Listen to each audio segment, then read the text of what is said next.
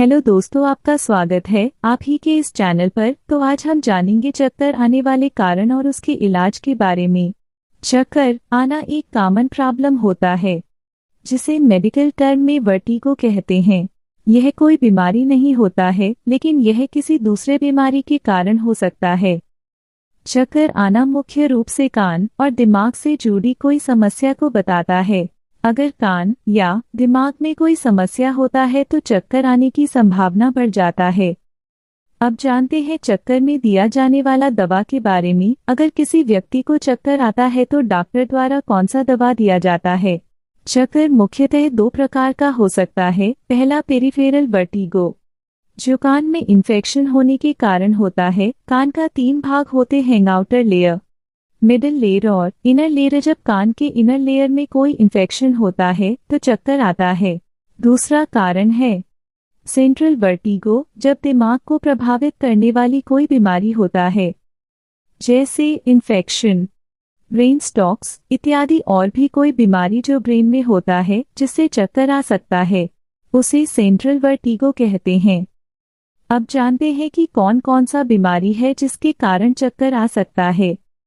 पहला, कानों की बीमारी। अगर कानों में कोई बीमारी होता है जिससे चक्कर आ सकता है। दूसरा, ब्रेन इंजरी। अगर सिर पर चोट लग जाता है जिससे चक्कर आ सकता है। तीसरा, माइग्रेशन। सिर में दर्द होने के कारण भी चक्कर आ सकता है। चौथा, ब्रेन इन्फेक्शन। अगर दिमाग में कोई इन्फेक्शन होता है तो चक्कर आ सकता है।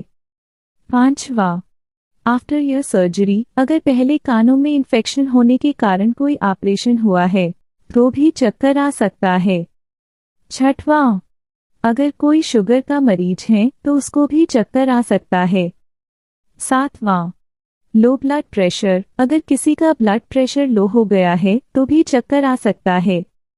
आठवां, मस्कुलर वीकनेस। अगर मांसपेशियों में कमजोरी हो तो भी चक्कर आ सकता है। नौवां, लंबे समय तक बिस्तर में आराम करने से भी ब्लड की सप्लाई कम हो जाता है जिसके कारण चक्कर आ सकता है। 10वां, अचानक तेज आवाज सुनने के कारण भी चक्कर आ सकता है। 11वां, यात्रा करते समय भी चक्कर आ सकता है। अब जानते हैं कि इसको ठीक करने के लिए डॉक्टर द्वारा कौन सा दवा दिया जाता है। पहला दवा है रिलीकन 25, जिसमें कंपोजिशन होता है मैक्लेजिन हाइड्रोक्लोराइड, जिसका डोज होता है 25 से 100 mg BD और बच्चों में डॉक्टर के अनुसार देते हैं। दूसरा दवा है साइक्लिजीन टैबलेट, जिसमें कंपोजिशन होता है साइक्लिजीन हाइड्रोक्लोराइड, जिसका डोज होता है 50 mg BD और बच्चों में डॉक्टर के अनुसार देते हैं। तीसरा दवा है हिस्टीन 8 टैबलेट, जिसमें कंपोजिशन होता है बीटा हिस्टीन और जिसका डोज होता है 8 mg BD और बच्चों में डॉक्टर के अनुसार देते हैं। चौथा दवा है फेनड्रोजेन 10 टैबलेट, जिसमें कंपोजिशन होता है प्रोमेथाजिन हाइड्रोक्लोराइड, जिसका डोज होता है 25 mg BD और बच्चों में 12 mg OD दे सकते हैं।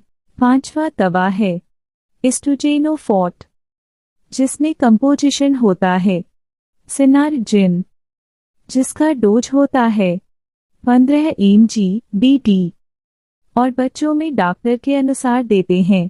ध्यान दें कि यह दवा आपको कभी भी खुद से नहीं लेना चाहिए जब तक आपके डॉक्टर सलाह नहीं दे। अगर आपको मेरा वीडियो पसंद आया है तो हमारे चैनल को सब्सक्राइब कर ले, जिससे आपको आगे भी ऐसे ही वीडियो मिलती रहेगी। धन्यवाद।